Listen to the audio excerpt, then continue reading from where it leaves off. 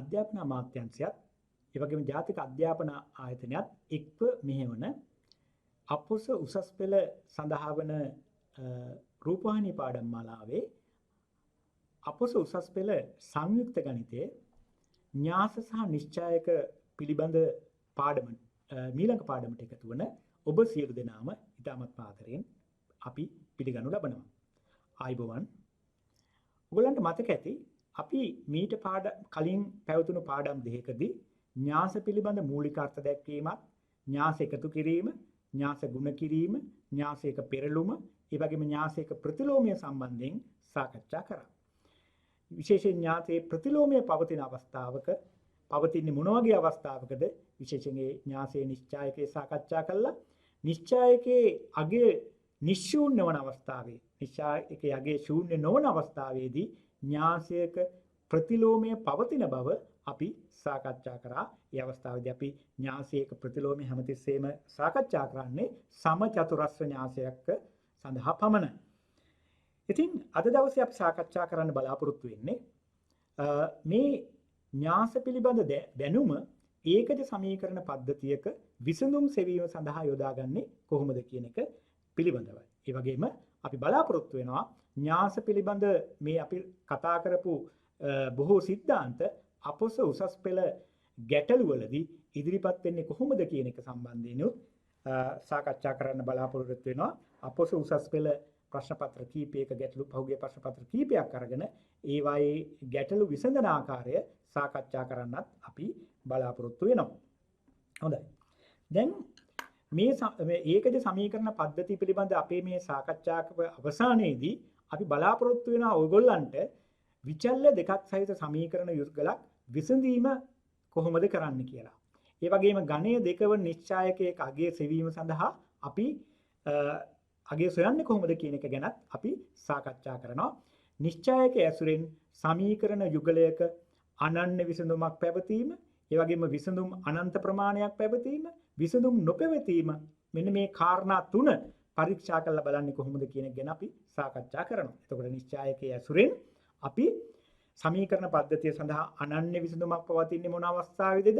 ඒ වගේම අනන්ත ප්‍රමාණයක් විසඳුන්නේ පවතින මොන අවස්ථාවේදද? විසඳුම් නොපවතින අවස්ථාව මොකක්ද කියන ගැන සාකච්ඡා කරන්න බලාපොරොත්තු වෙනවා. ඒ වගේම මෙන්න මේ தত্ত্বය ජ්‍යාමිතිකව කොහොමද අපි දකින්නේ කියන එකත් විස්තර කරන්න බලාපොරොත්තු වෙනවා. මේ විදිහට සමීකරණ පද්ධතියේ විසඳුම් ගැන සාකච්ඡා කළා. අවසානයේදී අප බලාපොරොත්තු වෙන උදාහරණ කිහිපයක් මගින් සමීකරණ පද්ධතියේ විසඳුම් සෙවීම සඳහා මේ අවබෝධය ලබා ගන්නේ, ඒ අවබෝධය භාවිතා කරන්නේ කොහොමද කියලා. ඉස්සෙල්ලාම බලමු ඒකජ සමීකරණ පද්ධතියක් කියන්නේ මොකක්ද කියලා. a1x ධන b1y සමානයි c1, a2x ධන b2y සමානයි c2. මේවට කියනවා අපි ඒකජ සමීකරණ කියලා. මොකද x හා y වල නියත ගුණිත පද ඇත්තේ නැහැ. ගුණිත හෝ වර්ගජ පද ඉතිහෙල ගණයන්ගේ පද නැහැ. x හා y හි ඒකජ පද විතරයි අඩංගු වෙන්නේ. ඉතින් මේක ඒකජ සමීකරණ පද්ධතියක්. දැන් අපි බලමු මේ ඒකජ සමීකරණ පද්ධතිය න්‍යාසයක ආකාරයෙන් නිරූපණය කරන්නේ කොහොමද කියලා. ඒකජ සමීකරණයක් න්‍යාසයක ආකාරයෙන් නිරූපණය කරන්නේ කොහොමද කියලා. දැන් මෙතන තියෙනවා x වල සංගුණක a1 සහ a2. ඒ නිසා මම මේ a1 සහ a2 x වල සංගුණකය අපේ න්‍යාසයේ පළවෙනි තීරයේ හැටියට ඉදිරිපත් කරනවා. දෙවෙනියට තියෙන b1 හා b2 y වල සංගුණකය මගේ අපේ තියෙන න්‍යාසයේ b1 b2 හැටියට ඉදිරිපත් කරනවා. ඊට පස්සේ x හා y කියන විචල්්‍ය දෙක, මෙතන තියෙන x හා y කියන විචල්්‍ය දෙක වෙනම තීර න්‍යාසයකින් අපි ඉදිරිපත් කරනවා. ඊට පස්සේ දකුණු පැත්තේ තියෙන c1 සහ c2 අපිට වෙනත් තීර න්‍යාසයකින් ඉදිරිපත් කරන්න පුළුවන්. දැන් අපි කියන්නේ මේ ඒකජ සමීකරණ දෙකෙන් නිරූපණය වන එකම මේ න්‍යාසයෙන් නිරූපණය වෙනවා කියලා. කොහොමද අපි ඇයි අපි එහෙම කියන්නේ? ඔයගලන්ට මතක ඇති න්‍යාස ගුණ කරනකොට අපි ඉස්සෙල්ලාම a1x වැඩි කරා x වලින්, b1 වැඩි කරා y වලින්. a1x ධන b1y සමානයි c1. එතකොට මේ න්‍යාසයේ මේ තියෙන න්‍යාස නිරූපණය මේ ආකාරයෙන් ඉදිරිපත් කරාම තියෙන න්‍යාසයේ පළවෙනි පේලියත් තීර න්‍යාසයක් වැඩි කරලා එන අගය වම් පසින් එන එක a1x ධන b1y සමානයි දකුණු පැත්තේ තියෙන අනුරූප අවයවයට සමාන කරන් පස්සේ අපිට පළවෙනි සමීකරණය ලැබෙනවා.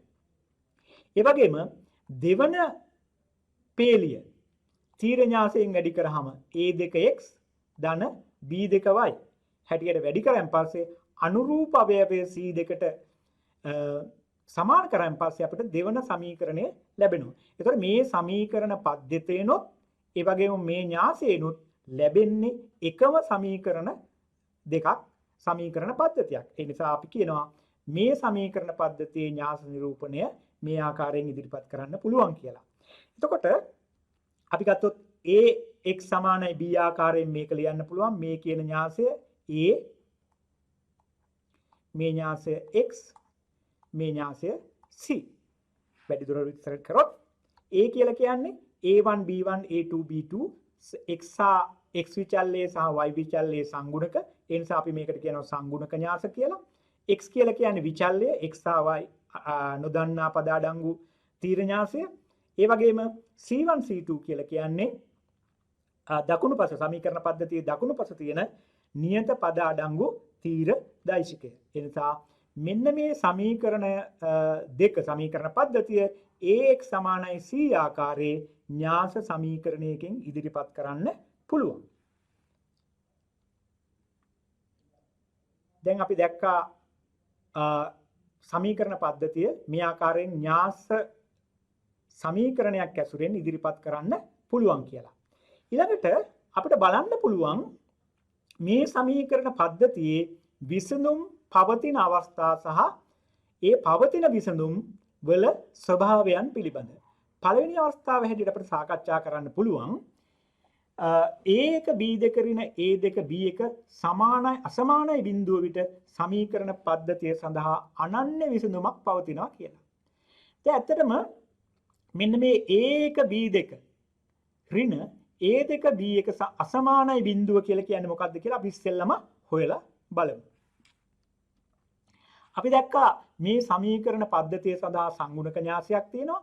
සංගුණක න්‍යාසයේ a1 b1 a2 b2 ඔයගොල්ලන්ට මතකයි ඝණය දෙකවන නිශ්චායකයක් සුළු කරන්නේ කොහොමද කියලා විකර්ණ අවයව වැඩි කරනවා a1 b2 මෙතන එනවා ඍණ අනෙත් විකර්ණේ ගුණ කළා b1 a2 b1 හැටියට මේ විදිහට එනවා. එතකොට මෙන්න මේ අගය මේ නිශ්චායකයේ අගය අසමානයි බිඳුව නම් තමයි පද්ධතිය සඳහා අනන්‍ය විසඳුමක් පවතින්නේ. පද්ධතිය සඳහා අනන්‍ය විසඳුමක් පවතින්නේ. ඔයගොල්ලන්ට මතකයි නිශ්චායකයේ අගය අසමානයි බිඳුව නම් a කියන න්‍යාසයේ ප්‍රතිලෝමය පවතිනවා. a inverse පවතී. a inverse පවතිනවා නම් අපිට පුළුවන් මෙන්න මේ ax සමානයි c කියන සමීකරණයේ a inverse වලින් සමීකරණයේ දෙපසම වැඩි කරන්න. එතකොට a inverse ප්‍රතිලෝමයේ අර්ථ දැක්වීම අනුව a inverse a කියලා කියන්නේ i කියන ඒකක න්‍යාසය i කියන එක x වලින් වැඩි කරාම xමයි ඒකක න්‍යාසයෙන් වැඩි කරාම ඕනෑම න්‍යාසයක් එම න්‍යාසයමයි ලැබෙන්නේ. ඒතර x හැටියෙම ලැබෙනවා. දකුණු පැත්තේ a inverse c වලින් වැඩි කරාම a inverse c හැටියට ඉතිරි වෙනවා. ඒ අනුව x කියන එක අපි ගත්තේ විචල්ල x සහ y. ඔයගලන්ට මතක ඇති නිශ්චායකයේ a1 b1 a2 b2 වෙනකොට අපි සූත්‍රයක් ගොඩ නැගුවා ප්‍රතිලෝමීය සෙවීම සඳහා. ඒ අනුව a inverse ලාගේ මේ ආකාරයෙන් අපිට ගණනය කරන්න පුළුවන්. a inverse ලාගේ c කියන්නේ මේ ආකාරයෙන් තිබුණු c1 c2 දකුණු පද තියෙන නියත පද දෙක. එතකොට a1 b2 ඍණ a2 b1 නිශ්චායකයේ අගය අසමාන නිසා අසමානයි බිඳුව නිසා අපිට ඒ අගයෙන් බෙදන්න පුළුවන්. a1 සහ b2 එකිනෙක මාරු වෙනවා මේ ආකාරයට. ඊට පස්සේ අනිත් ඩයගොනල් එකේ තියෙන b1 සහ a2 ඍණ ලකුණකින් වැඩි වෙනවා. ඒ ආකාරයෙන් තමයි අපි ප්‍රතිලෝමය ගණනය කරේ. ඒ අනුව එහෙනම් a1 b2 ඍණ a2 අසමානයි බිඳුව වෙන වෙලාවෙදී a inverse පවතිනවා නිශ්චායකයේ අසමානයි බිඳුව නිසා. ඒ නිසා a inverse වලින් ax සමානයි c කියන න්‍යාස සමීකරණයේ දෙපසම වැඩි කළා x ලාගය මේ ආකාරයෙන් ලබා ගන්න පුළුවන්. ඒතර අනුරූප අවයවයන් සමාන කළ x සඳහා එක් අගයකුත් y සඳහා තවත් අගයකුත් අපිට ලබා ගන්න පුළුවන්. දැන් බැලුවොත් අපි මේක කොහොමද නිරූපණය කරන්න කියලා, අර්ථ නිරූපණය කරන්නේ කොහොමද කියලා. ඔයගොල්ලන්ට මතක ඇති මේ ඒකජ සමීකරණයක් තියෙන්නේ. a1 x ධන b1 y සමානයි c1, a2 x ධන b2 y සමානයි c2 කියන ඒකජ සමීකරණ පද්ධති දෙකක් තියෙන්නේ. ඒකජ සමීකරණ දෙකක් තමයි තියෙන්නේ.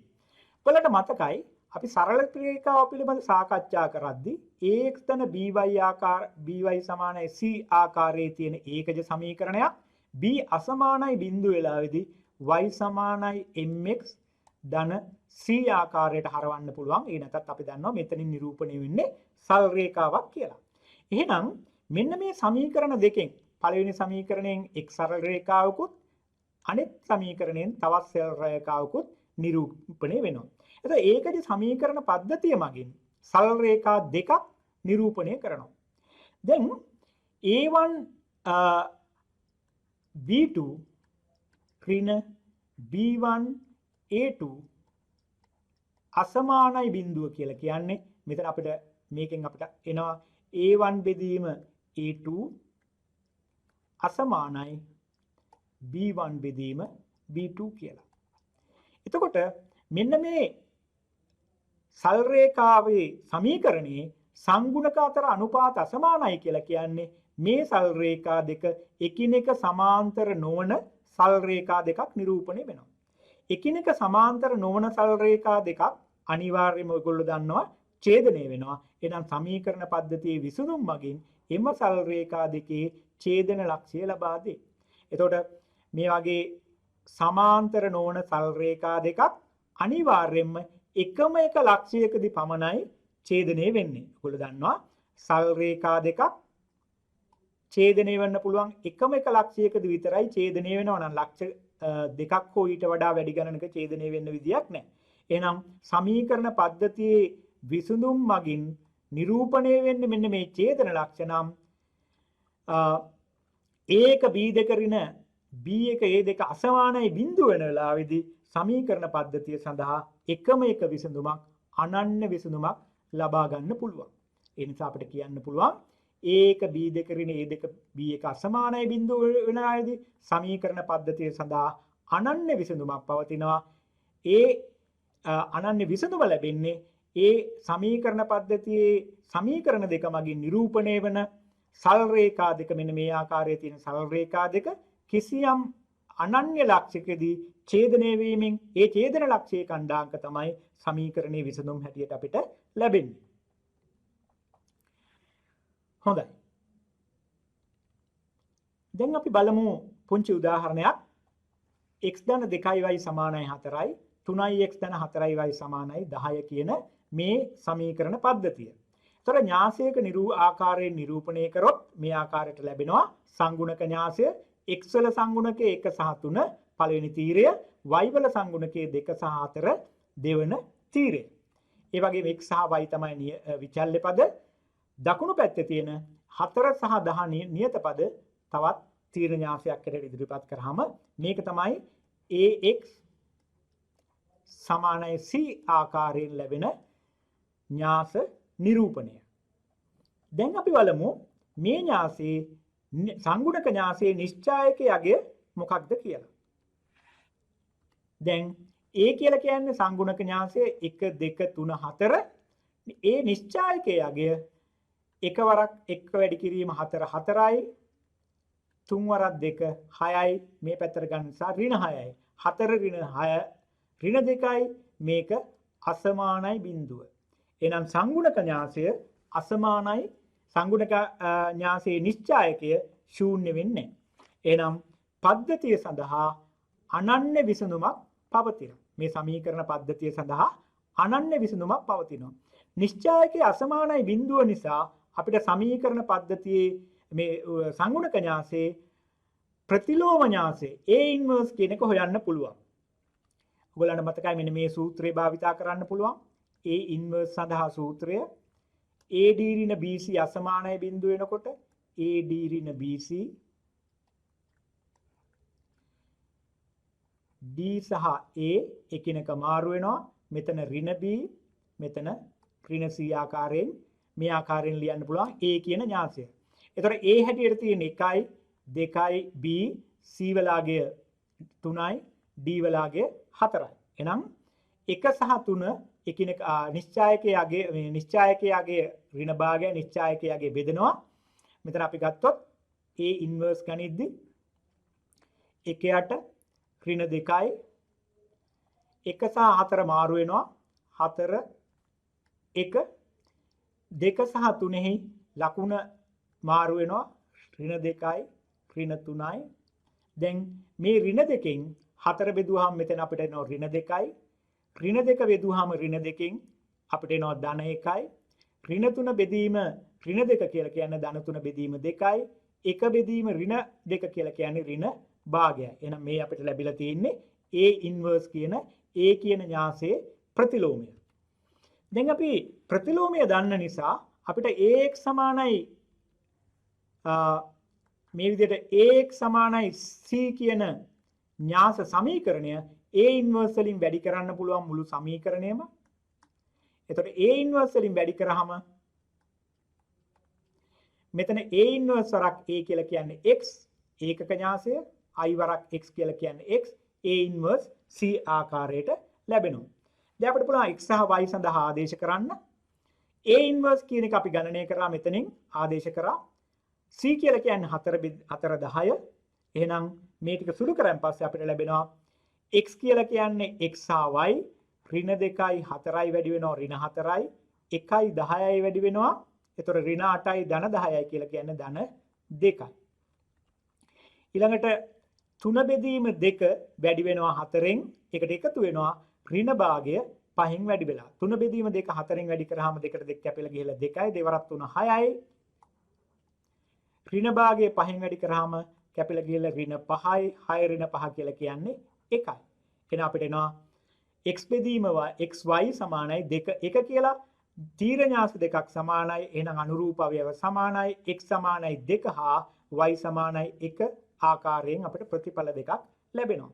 එහෙනම් මේ තියෙන්නේ x හා y සඳහා අනන්‍ය විසඳුමක් එකම එක විසඳුමක් අපිට ලැබිලා තියෙනවා. එහෙනම් අපිට පේනවා නිශ්චායකයේ යගේ ශූන්‍ය නොවන අවස්ථාවේදී සමීකරණ පද්ධතිය සඳහා අනන්‍ය විසඳුමක් ලැබෙනවා කියලා. සමීකරණ පද්ධතිය සඳහා අනන්‍ය විසඳුමක් ලැබෙනවා කියලා.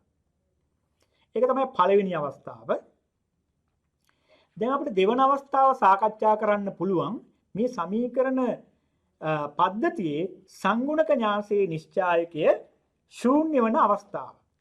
ඒ ශූන්‍ය වන අවස්ථාවත් අපිට ආකාර දෙකක් ගැන කතා කරන්න පුළුවන්. එතකොට A1 B2 ඍණ A2 B2 සමානයි බිඳුව කියන එකෙන් අපිට ගන්න පුළුවන් A1 සහ A2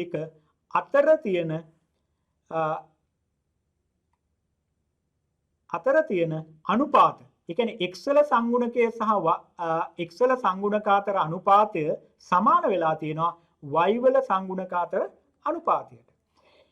එතකොට මෙතනින් තමයි මේ ආකාරයෙන් තමයි අපිට නිශ්චායකයේ අගය ශූන්‍ය වෙනවා කියන එක ලැබෙන්නේ. නිශ්චායකයේ අගය ශූන්‍ය වෙනවා කියන එක ලැබෙන්නේ. එතකොට දැන් මේ අවස්ථාවේ පළවෙනි අවස්ථාවේ හැටියට දෙක යටතේ ඒ පළවෙනි අවස්ථාව අපි සාකච්ඡා කරන්නේ මේ x සහ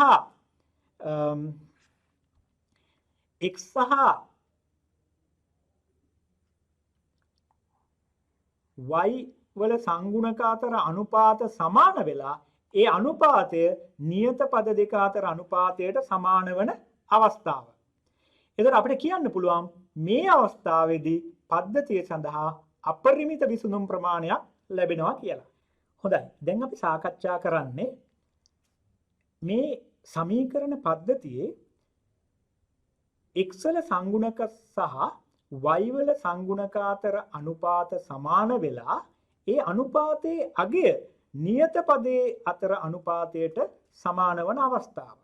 ඒ අවස්ථාවේදී අපිට පෙන්වන්න පුළුවන් අපිට කියන්න පුළුවන් සමීකරණ පද්ධතිය සඳහා විසඳුම් අපරිමිත ප්‍රමාණයක් පවතිනවා කියලා. එතකොට සමීකරණ පද්ධතියේ සංගුණක න්‍යාසයේ නිශ්චායකයේ ශූන්‍ය වෙලා A1 B2 ඍණ A2 B1 අගය ශූන්‍ය වෙලා ඒ x සහ y වල අතර අනුපාත සමාන වෙන අවස්ථාවේ තමයි නිශ්චායකයේ ශූන්‍ය වෙන්නේ. ඒ අගය C1 සහ C2 අතර අනුපාතයටත් සමාන වෙනවා නම් පද්ධතිය සඳහා අපරිමිත විසඳුම් ප්‍රමාණයක් තියෙනවා කියලා අපිට කියන්න පුළුවන්. දැන් තොර අපි මේ අවස්ථාවේදී පද්ධතිය සඳහා අපරිමිත විසඳුම් ප්‍රමාණයක් පවතිනවා. අපි බලමු මේක කොහොමද අර්ථ නිරූපණය කරන්න කියලා. දැන් අපිට පේනවා A1 A2 B1 B2 C1 C2 කියන මේ සංගුණක අතර අනුපාතයයි නියත පද අතර අනුපාතයයි සමාන වෙනව නම් ඇත්තටම මේ අවස්ථාවේදී සමීකරණ දෙකක් තිබුණට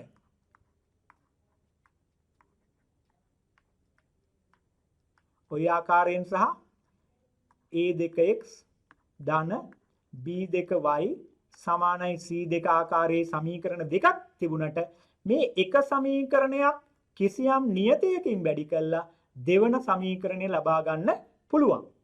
ඒ නිසා ඇත්තරම් මෙතන සමීකරණ දෙකක් හැටියට අපිට පෙනුනට තියෙන්නේ එකම සමීකරණයයි. ඒ නිසා අපිට කියන්න පුළුවන් පළවෙනි සමීකරණයයි දෙවන සමීකරණයයි සර්ව සමයි කියලා. එතකොට සමීකරණය සඳහා එකම එක මේ සමීකරණ දෙකෙන්ම එකම එක සරල රේඛාවක් තමයි නිරූපණය වෙන්නේ. එතකොට සමීකරණ දෙකෙන්ම එකම එක සරල රේඛාවක් පමණක් නම් නිරූපණය වෙන්නේ. ඒ සරල රේඛාව මත තියෙන ඕනෑම ලක්ෂයක් ගත්තොත් මේ සමීකරණ පද්ධතියේ විසඳුමක් වෙනවා. එතකොට අපි දන්නවා සරල රේඛාවක් මත ලක්ෂ අපරිමිත ප්‍රමාණයක් අනන්ත ප්‍රමාණයක් අපිට හොයාගන්න පුළුවන්. ඒ ඕනෑම ලක්ෂයක් සමීකරණයේ පද්ධතියේ විසඳුමක් වෙනවා. එහෙනම් අපිට එතනින් කියන්න පුළුවන් සමීකරණයේ x වල සංගුණක සහ y වල සංගුණක අතර අනුපාත සමාන වෙලා එම අනුපාතයන් නියත පද අතර අනුපාතයට සමාන වෙනවා නම් ඒ අවස්ථාවේදී සමීකරණ පද්ධතියට අපරිමිත විසඳුම් ප්‍රමාණයක් ලැබෙනවා. අපි උදාහරණයකින් සාකච්ඡා කරමු ඒ අපරිමිත විසඳුම් ලබා ගන්නේ කොහොමද කියලා. බලමු මේ උදාහරණේ x ධන 2y සමානයි 8යි 2x ධන 4y සමානයි 16යි. එතකොට x වල සංගුණක පළවෙනි සමීකරණයේ 1යි දෙවෙනි සමීකරණයේ 2යි සමානයි y වල සංගුණකයේ 2 බෙදීම 4යි නියත පද අතර සංගුණකය 8 බෙදීම 16යි. අපිට පේනවා මේ හැම අවස්ථා දෙකේම අගයන් ටික එක හා සමානයි. භාගය තමයි හැමතිස්සෙම ලැබෙන්නේ. එහෙනම් මේ දීලා තියෙන සමීකරණ පද්ධතියේ x වල සංගුණක අතර අනුපාතය සමාන වෙනවා y වල සංගුණක අතර අනුපාතයටම. ඒ වගේම මේක සමාන වෙනවා නියත පද දෙක අතර අනුපාතයට. ඒ අනුව මේ සමීකරණ පද්ධතිය සඳහා අපරිමිත විසඳුම් ප්‍රමාණයක් පවතින්න ඕන. සමීකරණ දෙකෙන්ම x සමීකරණයක් නිරූපණය වේ. පද්ධතිය සඳහා අපරිමිත විසඳුම් ප්‍රමාණයක් පවතී. ඒ පවතින විසඳුම හොයන්න අපිට පුළුවන් මේ x ධන 2y සමාන 8 කියන සමීකරණේ x වල අගය ලබා ගන්න 8 ඍණ 2y හැටියට. එතකොට සමීකරණ දෙකෙන්ම එක සමීකරණයක් නම් නිරූපණය වෙන්න අපි එක සමීකරණයක් තෝරලා ගත්තා. දැන් අපිට පුළුවන් y වලට විවිධ අගයන් දීලා අනුරූප x වල අගය හොයන්න. 8 ඍණ 2y x සමානයි 8 ඍණ 2y කියන සම්බන්ධතාවයට ගැලපෙන විදියට y වලට විවිධ අගයන් ලබා දීමෙන් අනුරූප x වලාගේ ලබා ගන්න පුළුවන්. අපි බලමු උදාහරණයකට x වලාගේ y වලාගේ බිඳුව උනොත් x වලාගේ ඍණ 2y කියන්නේ බිඳුවයි 8 ඍණ බිඳුව කියන්නේ 8යි. y වලාගේ 1 වෙනකොට ඍණ 2 වැඩි කිරීම 1 ඍණ 2යි 8න් ඍණ 2ක් 8 ඍණ 2 කියලා කියන්නේ 6යි. අනුරූපගේ 6යි. x වලාගේ y වලාගේ 5 වෙනකොට ඍණ 2යි වැඩි කිරීම 5 ඍණ 10යි ඍණ 10යි 8යි කියලා කියන්නේ ඍණ 2යි.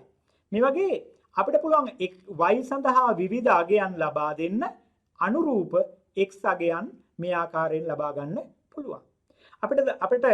අපිට අභිමතයේ පරිදි y වලාගේ තෝරා ගැනීම සඳහා අපිට අවස්ථා අපරිමිත ගණනක් තියෙනවා. ඒ අනුව අපිට හිතන්න පුළුවන් y වලට අපරිමිත අගයන් ලැබෙනවා කියලා කියන්නේ අනුරූපව x සඳහාත් අපරිමිත අගයන් ලැබෙනවා කියන එක. ඒ අනුව අපිට පේනවා මේ අවස්ථාවේදී සමීකරණ පද්ධතිය සඳහා අපරිමිත විසඳුම් ප්‍රමාණයක් පවතිනවා කියලා.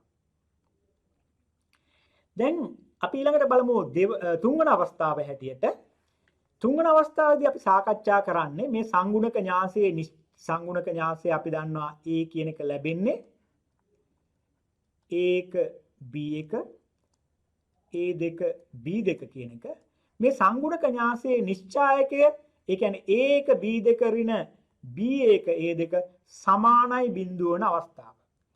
ඒ අවස්ථාවේදී හැබැයි ඒ කියන්නේ ඒකෙන් අපිට ලැබෙන්නේ මේ x සහ y වල සංගුණක අතර අනුපාත සමානයි. හැබැයි ඒ අනුපාතය නියත පද අතර අනුපාතයට සමාන වෙන්නේ නැහැ. ඒ කියන්නේ C1 සහ C2 අතර අනුපාතයට සමාන වෙන්නේ නැහැ. ඒතර මේ අවස්ථාව තියෙන්නේ x සහ y අතර සංගුණක අතර අනුපාත සමානයි. හැබැයි ඒ අනුපාතය නියත පද අතර අනුපාතයට සමාන වෙන්නේ නැහැ. මේ අවස්ථාවේදී අපිට කියන්න පුළුවන් පද්ධතිය සඳහා විසඳුම් නොපවතී කියලා. පද්ධතිය සඳහා විසඳුම් නොපවතී කියලා. දැන් අපි බලමු මේ தত্ত্বය ජ්‍යාමිතිකව තේරුම් ගන්න කොහොමද කියලා. අපි දන්නවා A1 B2 x වල සංගුණකය සහ y වල සංගුණක අතර අනුපාත සමාන වෙද්දී කිසියම් සමීකරණයක් තියෙනවා නම් A1x මේකට අදාළ සමීකරණය සහ මේ දෙකෙන් නිරූපණය වන සරල රේඛා දෙක එකිනෙක සමාන්තරයි. C1 සහ C2 අතර අනුපාතය සමාන නොවන නිසා x වල සංගුණකය සහ y වල සංගුණක අතර අනුපාතය සමාන නිසා මේ දෙකෙන් එකම රේඛාවක් නිරූපණය වෙන්නේ නැහැ. මේ අවස්ථාවේදී නිරූපණය වෙන්නේ එකිනෙක සමාන්තර සල් රේඛා දෙකක්. එකිනෙකට වෙනස් නමුත් එකිනෙක සමාන්තර සල් රේඛා දෙකක්. අපි දන්නවා සමාන්තර සල් රේඛා ඡේදනය වෙන්නේ නැහැ. එහෙමනම් මේ රේඛා දෙක සඳහා ඡේදන ලක්ෂයක් පවතින්නේ නැහැ. ඡේදන ලක්ෂයක් පවතින්නේ නැහැ කියලා කියන්නේ එහෙමනම් පද්ධතිය සඳහා විසඳුම් නොපවතී කියන එක. පද්ධතිය සඳහා විසඳුම් නොපවතී කියන එක. දැන් අපි බලමු මේ தත්ත්වෙම තේරුම් ගන්න පුංචි උදාහරණයකින් x ධන 2y සමානයි 8යි 2x ධන 4y සමානයි 10 කියන එකේ මේ අවස්ථාවේදී x වල අතර අනුපාතය x වල සංගුණකයේ අතර අනුපාතය 1 බෙදීම 2යි y වල සංගුණකයේ 2 බෙදීම 4යි. හැබැයි 8 බෙදීම 5 තමයි නියත පද අතර අනුපාතය. මේක සමාන වෙන්නේ x සහ y වල සංගුණක අතර අනුපාත සමාන වුණාට ඒක නියත පදයේ අතර අනුපාතයට සමාන වෙන්නේ නැහැ. හොඳයි අපි උපකල්පනය කරොත් මේ සමීකරණය සඳහා සමීකරණ පද්ධතිය සඳහා විසඳුම් තියෙනවා කියලා සාමාන්‍ය සමගාමී සමීකරණ විසඳන ආකාරයෙන් ඔයගලන්ට පුළුවන් මේකේ x සහ y සඳහා අගයක් ලබා ගන්න. ඒතර ඒ සඳහා පුළුවන් x වල සංගුණක සමාන කරන්න පළවෙනි සමීකරණය දෙකෙන් වැඩි කරලා අඩු කරනවා දෙවන සමීකරණය. එතෙන්දී අපිට පේනවා මෙතන දෙකෙන් වැඩි කරාම 2x 2x කැපිලා යනවා දෙවරක් 2 4y 4yට කැපිලා යනවා. එහෙනම් මේ පැත්තේ වම් පැත්තේ අපිට ඉතුරු වෙන්නේ බිඳුවයි. දකුණු පැත්තේ 8 වැඩි කරාම 2ෙන් 16යි දෙවරක් 8 16යි 16න් 10ක් අඩු කරාම 6යි. ඒතර අපි උපකල්පනය කරොත් මේ සමීකරණ පද්ධතිය සඳහා විසඳුමක් පවතීයයි කියලා අපිට එනවා බිඳුව සමානයි 6 කියන වැරදි ප්‍රතිඵලයක්. එතකොට වැරදි ප්‍රතිඵලයක් ලැබෙන්න නම් අපේ උපකල්පනයේ වැරදි වෙන්න ඕනේ. ඒක අපි කියනවා විසංවාදයක් කියලා නේ. වැරදි කිසියම් උපකල්පනයක් මත වැරදි ප්‍රතිඵලයක් ගණිතයේදී අපි හොඳටම දන්න වැරදි ප්‍රතිඵලයක් ලැබෙනවා නම් අපි විසංවාදයක් ලැබෙනවා කියලා කියනවා. ඒ කියන්නේ අපේ උපකල්පනය වැරදි කියන අදහස තමයි අපිට එතනින් ගන්න නිගමනය කරන්න පුළුවන්කම තියෙන්නේ. ඒතර අපි උපකල්පනය කරේ පද්ධතිය සඳහා විසඳුමක් පවතී කියලා. එහෙමනම් විසංවාදයක් ලැබිච්ච නිසා අපිට කියන්න පුළුවන් අපේ උපකල්පනයේ විසඳුමක් පවතීයයි කියන උපකල්පනය වැරදි. ඒ නිසා පද්ධතිය සඳහා විසඳුමක් නොපවතී. එහෙනම් අපිට පේනවා එතනින් සමීකරණ පද්ධතියේ x වල සංගුණක සහ y වල සංගුණක අතර අනුපාත සමාන වෙලා හැබැයි ඒ අනුපාතය නියත පද දෙක අතර අනුපාතයට සමාන වෙන්නේ නැත්නම් ඒ වගේ අවස්ථාවක පද්ධතිය සඳහා සමීකරණ නොපවතින බව. ඒතර පොදුවේ අපි සාකච්ඡා කරේ සමීකරණ පද්ධතියක් න්‍යාසයක ආකාරයෙන් නිරූපණය කරන්නේ කොහොමද? ඒ න්‍යාසයේ නිශ්චායකයේ අගය ශූන්‍ය වෙන අවස්ථාව සහ ශූන්‍ය නොවන අවස්ථාවේදී පද්ධතියට විසඳුම් පවතින්නේ කොහොමද කියලා. අපි දැක්කා පද්ධතියේ සංගුණක න්‍යාසයේ නිශ්චායකයේ ශූන්‍ය වෙන්නේ නැත්නම් පද්ධතිය සඳහා අනන්‍ය විසඳුමක් තියෙනවා. ඒ සමීකරණ පද්ධතියෙන් සල් රේඛා දෙකක් එකිනෙකට වෙනස් සමාන්තර නොවන සල් රේඛා දෙකක් නිරූපණය වෙනවා. පද්ධතියේ විසඳුම මගින් ඒ සල් රේඛා දෙකේ ඡේදන ලක්ෂ්‍ය අනන්‍යව ලැබෙනවා. නිශ්චායකයේ ශූන්‍ය වෙන අවස්ථාවේ අපිට අවස්ථා දෙකක් කතා කරන්න පුළුවන්.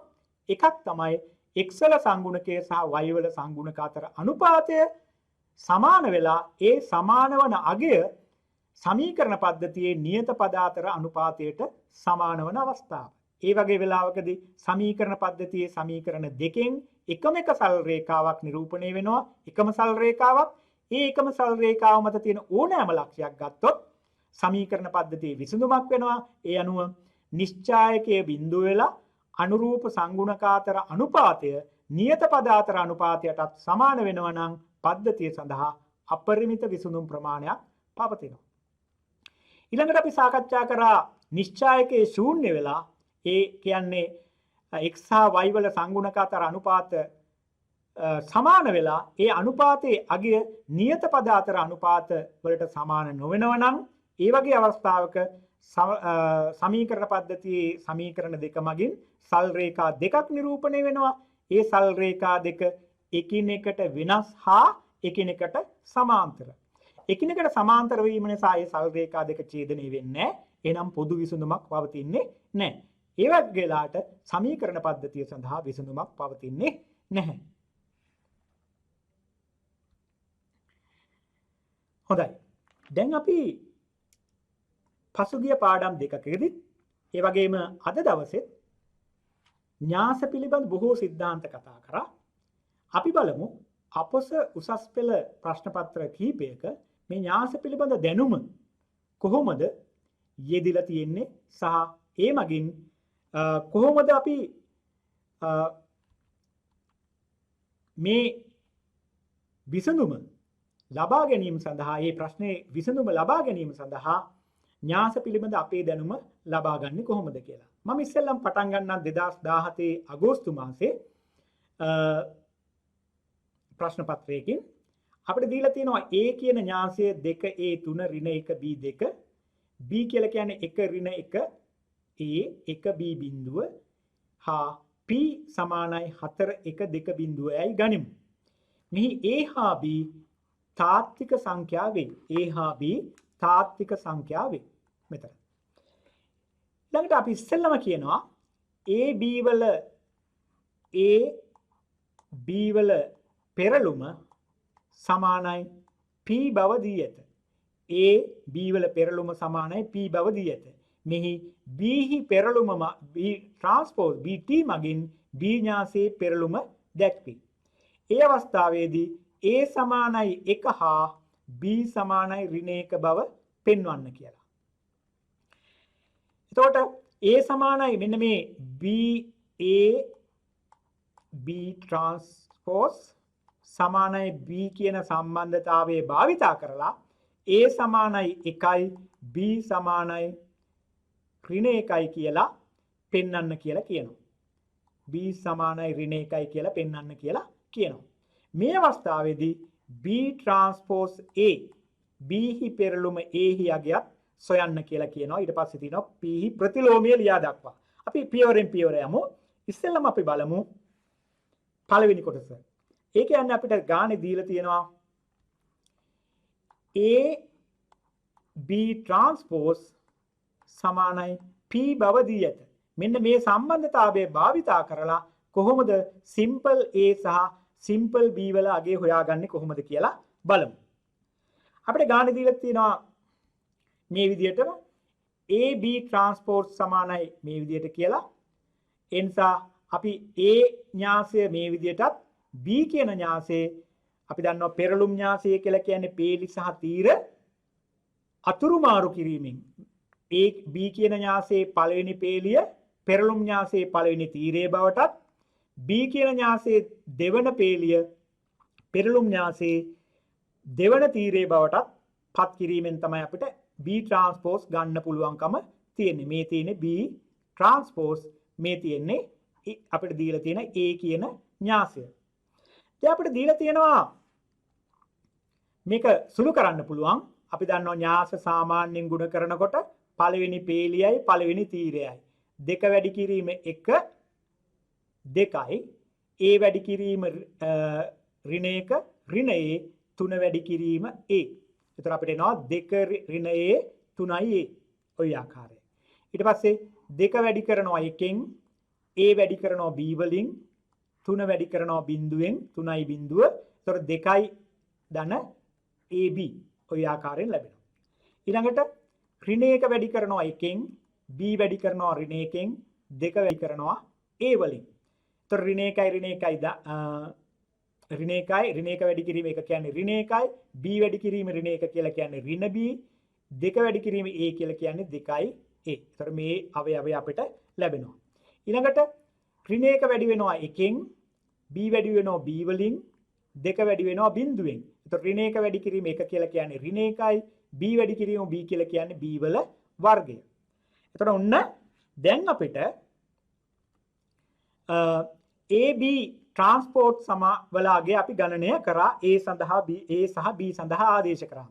මෙතනදී අපිට බීලා ඔයගොල්ලන්ට පේනවා ලකුණු දීලා තියෙන අනුපිළිවෙල B වල ට්‍රාන්ස්පෝස් ලියලා A B ට්‍රාන්ස්පෝ A සහ B සඳහා ආදේශ කිරීම සඳහා ලකුණු 5ක් ඔයගොල්ලන්ට ලැබිලා තියෙනවා.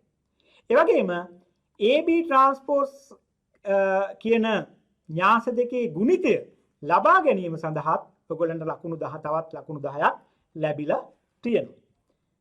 දැන් අපිට ඊළඟට අපිට ගානේ දීලා තිබුණු දේ තමයි AB ට්‍රාන්ස්පෝර්ට් සමානයි P කියලා. P කියන න්‍යාසය අපිට දීලා තියෙනවා. AB ට්‍රාන්ස්පෝර්ට් කියන න්‍යාසය අපි ගණනය කරා. ඔය ආකාරයෙන් මේක තමයි P කියන න්‍යාසය. එහෙනම් මේ න්‍යාස දෙක සමාන කිරීමෙන් අපිට සමීකරණය සමාන කිරීම සඳහා ආදේශ කරන්න පුළුවන්. ඒතර ඒ ආදේශයට තවත් ලකුණු 5ක් අපිට ලැබිලා තියෙනවා. එතකොට AB ට්‍රාන්ස්පෝර්ට් සමානයි P කියන සම්බන්ධතාවයේ AB ට්‍රාන්ස්පෝර්ට් සඳහා සහ P සඳහා ආදේශ කිරීම සඳහා පමණක් ඔයගොල්ලන්ට මෙන්න ලකුණු 5ක් ලැබිලා තියෙනවා. හරිම පහසුවෙන් ඔයගොල්ලන්ට ලකුණු ලබා ගන්න පුළුවන් මේ න්‍යාස පිළිබඳ ගැටලුව විසඳද්දී. දැන් අපිට පේනවා මේ පැත්තේ න්‍යාස සමීකරණයක් න්‍යාස දෙකක් සමාන වෙලා තියෙනවා. තරම දෙක වන න්‍යාසයක් සමචතුරස්‍ර න්‍යාසයක් දෙකක අතර දෙක න්‍යාස දෙකක් තියෙන දෙපැත්තෙම තරම සමානයි. න්‍යාස දෙකක් සමාන වෙන්න නම් ඒ වායේ තරම සමාන වෙන්න ඕනේ. ඒ වගේම අනුරූප අවයව සමාන වෙන්න ඕන. එහෙනම් 2 ඍණ a ධන 3a කියන එක 4ට සමාන වෙන්න ඕන. 2 ධන ab කියන එක සමාන වෙන්න ඕන 1ට. ඒ අනුව අපිට මෙතනින් මෙන්න මේ ඇවිල්ලා තියෙන්නේ 2 ඍණ a ධන a 3a කියලා කියන්නේ 2 ධන 2a 4ට සමාන කිරීමෙන් අපිට මේ සමීකරණය ලැබෙනවා. ඊට පස්සේ 2 ධන ab සමානයි 1ට සමාන කිරීමෙන් අපිට මේ සමීකරණය ලැබෙනවා. ඒතර පළවෙනි සමීකරණ දෙක ලැබිලා තියෙන්නේ අපිට න්‍යාස දෙකේ පළවෙනි අනුරූප අවයව සමාන කිරීමෙන්. ඊළඟට දෙවන අවයව ඍණ 1 ඍණ b ධන 2a සමානයි 2 කියන එකට සමාන කළ මේ සමීකරණය ලබා ගන්න පුළුවන්. ඒ වගේම ඍණ 1 b වර්ග සමානයි බිඳුව කියන මේකට සමාන කළ වෙලා ඊළඟ සමීකරණය ලබා ගන්න පුළුවන්. සම්පූර්ණයෙන්ම සමීකරණ 4ක්. මොකද මෙතන අවයව 4ක් සමාන කරන්න අනුරූප අවයවයට සමාන කරන්න පුළුවන්කම තියෙන නිසා සමීකරණ 4ක් ලබා ගන්න පුළුවන්. මෙතෙන්දී ඔයගොල්ලන්ට පේන විශේෂ කාරණයක් විශේෂයෙන් මතක් කරන්න ඕන බොහෝ අය සිදු කරන වැරදි. දැන් අපිට තියෙන්නේ නොදන්න දේවල් දෙකක් නිසා A සහ B නොදන්න පද දෙකක් විතරක් නිසා කෙනෙකුට හිතන්න පුළුවන් සමීකරණ දෙකක් පමණක් ලබා ගැනීමෙන් A හා B හොයන්න පුළුවන් කියලා. නමුත් අපි න්‍යාස තමයි සමාන කරන්නේ. න්‍යාස සමාන වෙනකොට අනුරූප අවයව සියල්ල සමාන වෙන්න ඕන. එතකොට ඔයගොල්ලෝ සමීකරණ ලබා ගනිද්දී අනුරූප අවයව සියල්ල ලබාගෙන ඒ සමීකරණ 4ම ලබා ගන්න ඕනේ. ඒ අවස්ථාවේදී විතරයි ඔයගොල්ලන්ට සම්පූර්ණ ලකුණු ටික ලැබෙන්නේ. මේ සමීකරණ 4 විසඳීමෙන් ඔයගොල්ලන්ට A සමානයි 1යි සහ B සමානයි ඍණ 1 කියන එක ලබා ගන්න පුළුවන්. මම අර කලින් සඳහන් කර විදිහට සමීකරණ 4ම ලිව්වොත් විතරයි අදාළ ලකුණු 10 ඔයගොල්ලන්ට ලැබෙන්නේ. ඒ නිසා විශේෂ සටහනක් අපිට පුළුවන් සමීකරණ දෙකක් හෝ තුනක් ලබා ගන්නේ නම් ඔබට ලැබෙන්නේ ලකුණු 5ක් පමණි. ඔයගොල්ලෝ හිතන ගාන හරියටම හැදුවා. නමුත් ලකුණු 5ක් ඔයගොල්ලන්ගේ අවසාන ලකුණු 5ත් ඇතුළුව ලකුණු 10ක් ඔයගොල්ලන්ට ලැබෙන්නේ නැහැ. සමීකරණ දෙකක් විතරක් අරගෙන A හා B වලාගේ හොයාගත්තා නම්. ඒ නිසා න්‍යාස පිළිබඳ ගැටලුවේදී තාමත්ම සැලකිලිමත් වෙන්න ඕන. විශේෂයෙන් න්‍යාස දෙකක් සමාන කිරීමේදී අනුරූප සියලුම අවයවයන් සමාන කළා ගන්න පුළුවන් හැම සමීකරණයක්ම ලබා ගන්න ඕන. ඒ සමීකරණ විසඳීමෙන් නොදන්නාගේ හොයා ගන්න ඕන. එතකොට විතරයි ඔයගොල්ලන්ට අවශ්‍ය කරන ඔයගොල්ලන්ට ලැබීමට නියමිත සියලුම ලකුණු ලැබෙන්නේ.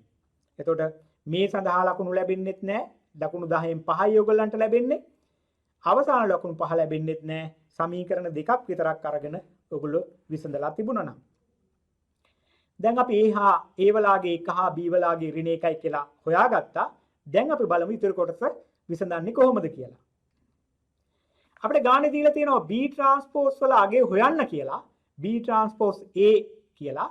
එහෙනම් එතනින් අපිට එනවා B ට්‍රාන්ස්පෝස් වල අගය B වල ට්‍රාන්ස්පෝස් B වල පෙරළුම අපි දන්නවා දැන් සිම්පල් B සඳහා අගය ආදේශ කළ ඉවරලා A සහ B වල අගය ආදේශ කළ B පෙරළුම් න්‍යාසය මේ ආකාරයෙන් හොයන්න පුළුවන්. ඒ ඥාසය මේ ආකාරයෙන් ලබා ගන්න පුළුවන්. ඥාස දෙකක් ගුණ කරන සංකල්පය පාවිච්චි කළා එක් වරක් 2 2යි එක් වරක් 1 ඍණ 1යි. ඒතර 2 ඍණ 1 කියලා කියන්නේ 1යි කියලා මේක ගන්න පුළුවන්. ඊට පස්සේ එක් වරක් 1 1යි එක් වරක් ඍණ 1 ඍණ 1යි 1 ඍණ 1 බිඳුවයි මේ අවයවය අපිට ලැබෙනවා. එක් වරක් 3 3යි එක් වරක් 2 2යි 3 ධන 2 5යි ආකාරයෙන් මේ අවයවය ලැබෙනවා. මේ ආකාරයෙන් අපිට න්‍යාස ගුණ කිරීම සඳහා ඍණ 1 වැඩි කිරීම 2 ඍණ 1 වැඩි කිරීම ඍණ 1 එතකොට ඍණ 2යි ධන 1යි ඍණ 1යි ඍණ 1 වැඩි කිරීම 1 ඍණ 1 වැඩි කිරීම ඍණ 1 ධන 1යි බිඳුවයි ඍණ 1 වැඩි කිරීම 3 ඍණ 1 වැඩි කිරීම 2 ඍණ 2යි ඍණ 3යි ඍණ 2යි ඍණ 5යි 1 වැඩි කිරීම 2 බිඳුව වැඩි කිරීම ඍණ 2 ඍණ 1 ඒ නිසා 2යි මෙතන අවයවය 1 වැඩි කිරීම 1 බිඳුව වැඩි කිරීම ඍණ 1 බිඳුවයි. එතකොට අවයවය 1යි. 1 වැඩි කිරීම 3 බිඳුව වැඩි කිරීම 2. එතකොට අවයවය 3යි. මේ ආකාරයෙන් න්‍යාස ගුණ කිරීම සඳහා තවත් ලකුණු 5ක් B ට්‍රාන්ස්පෝස් A කියන න්‍යාසය ලබා ගන්න පුළුවන්. B ට්‍රාන්ස්පෝස් A කියන න්‍යාසය ওই ආකාරයෙන් අපිට ලබා ගන්න පුළුවන්. දැන් අපි එතකොට ඔයගලන්ට පේනවා මේ ආකාරයේ කලින් කොටසටත් B ට්‍රාන්ස්පෝස් A ලබා ගැනීම සඳහා සම්පූර්ණ ලකුණු 45ක් ඉතාමත් පහසුවෙන් මුළු ලකුණු 150න් 45ක් ඉතාමත් පහසුවෙන් ලබා ගන්න පුළුවන්කම ලැබුණා. දැන් අපිට තියෙනවා P කියන න්‍යාසයේ ප්‍රතිලෝමීය න්‍යාසය හොයන්න කියලා. ඔයගලන්ට පුළුවන් ප්‍රතිලෝම න්‍යාසයේ අදහස පාවිච්චි කරන්න මෙන්න මේ සූත්‍රය. AD ඍණ BC මේ නිශ්චායකයේ අගේ අසමානයි බිඳුව නම් අපිට මේ ප්‍රතිලෝමය ගැන සාකච්ඡා කරන්න පුළුවන්. ඒතර P කියන න්‍යාසය දිහා බලලා අපිට මේ න්‍යාසයේ 4 වැඩි කිරීම බිඳුව ඍණ 1 වැඩි කිරීම 2 මේක අසමානයි මේක වලාගේ ඉන්නේ අපිට ඍණ 2යි. එහෙනම් P කියන න්‍යාසයේ නිශ්චායකයේ අගය අසමානයි බිඳුවයි එනිසා මේ නිශ්චායකයේ අගය අනිශ්චායකයේ ප්‍රතිලෝමය අපිට සාකච්ඡා කරන්න පුළුවන්. එතකොට එකයට AD ඍණ BC හැටියට එන්නේ ඍණ භාගය. එහෙනම් එකයට ඍණ භාගය කියන එක ඍණ භාගය හැටියට ලියන්න පුළුවන්. ප්‍රතිලෝමය ගණිතදී 4 සහ බිඳුව එකිනෙක හෝමාරු වෙනවා. ඒතර බිඳුව 4 හැටියට ඉදිරිපත් වෙනවා. ඊට පස්සේ මෙතන තියෙන P කියන න්‍යාසයේ තියෙන 2 සහ 1 ඍණ ලකුණකින් වැඩි වෙන්න ඕන. ඒ ආකාරයෙන් තමයි ඔයගොල්ලෝ ගණය දෙකවන න්‍යාසයක ප්‍රතිලෝමය හොයන්නේ. අන්න මේ සූත්‍රය උපයෝගී කරගෙන ප්‍රතිලෝමය සෙවීම සඳහා තවත් ලකුණු 10ක් ඔයගොල්ලන්ට ලැබිලා තියෙනවා. දැන් අපිට ඊට පස්සේ දීලා තියෙනවා PQ සමානයි P වර්ග ධන 2යි කියන සම්බන්ධතාවයේ භාවිතා කරලා මේ ඇසුරෙන් Q සඳහා ප්‍රකාශනයක් ගන්න කියලා. එතකොට PQ සමානයි P වර්ග ධන 2යි කියන සමීකරණයේ P ඉන්වර්ස් වලින් අපි සමීකරණයේ දෙපැත්තම වම් පසින් වැඩි කරනවා. එතකොට න්‍යාස ගුණ කිරීමේදී ඒගොල්ලන්ට මතකයි න්‍යාය දේශ නැහැ. ඒ කියන්නේ AB ගුණිතය කියන එක සමාන වෙන්නේ නැහැ BA කියන න්‍යාසයට. ඒ නිසා එක පැත්ත සමීකරණ එක පැත්තක් වම් පසින් වැඩි කරත් අනිත් පැත්ත වැඩි කරන්නත් ඕන වම් පසින්ම පමණයි. ඔයගොල්ලෝ මේ පැත්ත වම් පසින් වැඩි කළා මේ පැත්ත දකුණු පසින් වැඩි කරොත් එතෙන්දි වැරදි. එතනින් එහාට ඔයගොල්ලෝගේ ගාන වර්ධිනවා. ඒ නිසා ඔන්න P inverse PQ. එතකොට P inverse P වලට එන්නේ I කියන ඒකක න්‍යාසය. ඒකක න්‍යාසය Q වලින් වැඩි කරාම අපිට ලැබෙනවා P. දැන් මෙතන තියෙනවා P inverse P වර්ගයෙන් වැඩි වෙනවා. මෙතන අපිට එනවා. ඊට පස්සේ P inverse 2i වලින් වැඩි වෙනවා. මේ ආකාරයෙන් ලැබෙනවා. දැන් අපිට පුළුවන් P inverse P වලින් P වර්ගය කියන්නේ P වරක් P, P වරක් P, P inverse මේ P inverse P කියලා කියන්නේ I, එහෙනම් I වරක් P කියලා කියන්නේ P. එතෙන්දී අපිට එනවා P inverse P වර්ගය කියලා කියන්නේ P, P inverse 2i කියලා කියන්නේ I කියලා කියන්නේ ඒකක න්‍යාසය. I වලින් වැඩි කරාට න්‍යාසය වෙනස් වෙන්නේ නැහැ P inverse. එහෙනම් Q සමානයි P ධන 2i P inverse කියන එක දෙනවා. එතකොට සමීකරණය P inverse වලින් වැඩි කිරීම සඳහා ඔයගොල්ලන්ට ලකුණු 5ක්, වරහන් නිවැරදි ආකාරයෙන් ඉවත් කිරීම සඳහා ලකුණු 5ක්, එයාගේ සුළු කළ ඉවරලා Q සඳහා නිවැරදි ප්‍රකාශනයක් ලබා ගැනීම සඳහා තවත් ලකුණු 5ක් ආකාරයෙන් ඔයගොල්ලන්ට ලැබෙනවා. දැන් Q වලාගය P වලාගය අපිට දීලා තියෙනවා. P inverse වලාගේ අපි ගණනය කරා. ඒ P inverse දෙකෙන් වැඩි කළා P ධන 2i P inverse වලාගේ මේ ආකාරයෙන් ලබා ගන්න පුළුවන්. ඒතර අපිට පේනවා ඒ සඳහා තවත් ලකුණු 5ක් මේ සුළු කිරීමෙන් ඔයගොල්ලන්ට Q වලාගේ ලබා ගැනීම සඳහා න්‍යාස දෙකක් එකතු කරන්න තියෙන්නේ. 4ට බිඳුවක් එකතු කරාම 4යි, 1ට එකක් එකතු කරාම 2යි, 2ට දෙකක් එකතු කරාම 4යි, බිඳුවට ඍණ 4ක් එකතු කරාම ඍණ 4යි.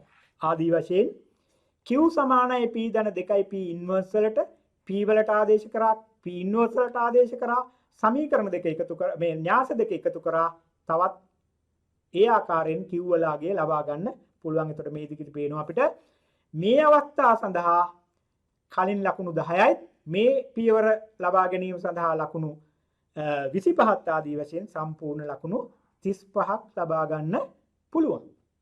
එතකොට ඉතාමත්ම පහසුවෙන් ඔයගොල්ලන්ට මේ ලකුණු ප්‍රමාණය ලබා ගන්න පුළුවන් වුණු බව ඔයගොල්ලන්ට දැක ගන්න පුළුවන්. එතකොට න්‍යාසවල සිද්ධාන්ත ගොඩක් නැහැ. ඒ නිසා බොහොම සිද්ධාන්ත කීපයක් තියෙන්නේ. ඒ ටික හොඳින් මතක තියනවා නම් උසස් පෙළ ප්‍රශ්න පත්‍රයේ න්‍යාස පිළිබඳ ගැටලුවේ 13 වන ගැටලුවේ ආ කොටස හැටියට තියෙන පළවෙනි කොටස හැටියට තියෙන කොටසේ සම්පූර්ණ ලකුණු ඉතාමත් පහසුවෙන් ලබා ගන්න පුළුවන්. හොඳයි, අද දවසේ අපි න්‍යාසයක යෙදීමක් හැටියට ඒකජ සමීකරණ පද්ධතිය විසඳීම සඳහා න්‍යාස පිළිබඳ දැනුම යොදා ගන්න ආකාරයත්, ඒ වගේම ඒ න්‍යාසයේ නිශ්චායකයේ අගය ශූන්‍ය වීම හා නිශ්ශූන්‍ය වීම මත සමීකරණයේ විසඳුම් රඳා පවතින ආකාරය පිළිබඳව සාකච්ඡා කරා. ඔයගොල්ලන්ට මතකයි අපි සමීකරණ පද්ධතියේ සංගුණක න්‍යාසයේ නිශ්චූන්‍ය නම් සමීකරණ පද්ධතිය සඳහා අනන්‍ය විසඳුමක් පවතින බව පෙන්වුවා. ඒ වගේම සමීකරණ පද්ධතියේ නිශ්චායක සංගුණක න්‍යාසයේ නිශ්චායකයේ ශූන්‍ය නම් අවස්ථා දෙකක් අපිට සාකච්ඡා කරන්න පුළුවන් බව අපි දැක්කා. එක් අවස්ථාවක් තමයි x වල සංගුණක සහ y වල සංගුණක අතර අනුපාත සමාන වෙලා එය නියත පදයේ අතර අනුපාතයටත් සමාන වන අවස්ථාව. ඒ වගේ වෙලාවක සමීකරණ පද්ධතිය සඳහා අපරිමිත විසඳුම් සංඛ්‍යාවක් තියෙනවා. ඒකට හේතුව තමයි ඒ ඒකජ සමීකරණ පද්ධතියේ සමීකරණ දෙක මගින්ම එකම එක සල් රේඛාවක් නිරූපණය වීම. ඒ නිරූපණයම ඒ සල් රේඛාව මත තියෙන ඕනෑම ලක්ෂයක් සමීකරණ පද්ධතියේ විසඳුම් තියෙන නිසා පද්ධතිය සඳහා අපරිමිත විසඳුම් ප්‍රමාණයක් තියෙනවා කියලා. ඊළඟට අපි සාකච්ඡා කරේ සංගුණක න්‍යාසයේ නිශ්චායකයේ ශූන්‍ය වෙලා x සහ y අතර අනුපාත සමාන වෙලා ඒ අනුපාත නියත පද අතර අනුපාතයට සමාන වෙන්නේ නැත්නම් ඒ වගේ වෙලාවකදී අපි කිව්වා සමීකරණ පද්ධතිය සඳහා විසඳුම් පවතින්නේ නැහැ. එකිනෙකට වෙනස් එකිනෙකට සමාන්තර සල් රේඛා දෙකක් මේ මගින් නිරූපණය වෙන නිසා ඒවා ඡේදනය වෙන්නේ නැහැ. ඒ හින්දා පොදු ඡේදන ලක්ෂයක් නැති නිසා විසඳුමක් පවතින්නේ නැහැ කියලා. ඒ වගේම අපි තවත් ගැටලු කිහිපයක් අපස උසස් පෙළ ප්‍රශ්න පත්‍රයේ නිශ්චායක සහ න්‍යාස ඇසුරෙන් ගැටලු කිහිපයක් ගැන සාකච්ඡා කරා. ඉදිරියේදීත් අපි බලාපොරොත්තු වෙනවා මේ ආකාරයකම න්‍යාස සහ නිශ්චායක පිළිබඳ අපොස උසස් පෙළ ප්‍රශ්න පත්‍රයේදී සහ ඒ ආකාරයේ ගැටලු වල කොහොමද යෙදලා තියෙන්නේ ඒවා විසඳන්නේ කොහොමද කියලා සාකච්ඡා කරන තවත් දවසකින් මේ වගේ පාඩමකින් ඔබ හමු වන බලාපොරොත්තු වෙමින් අද මම සමුගන්නම්. බොහොම ස්තුතියි. ආයුබෝවන්.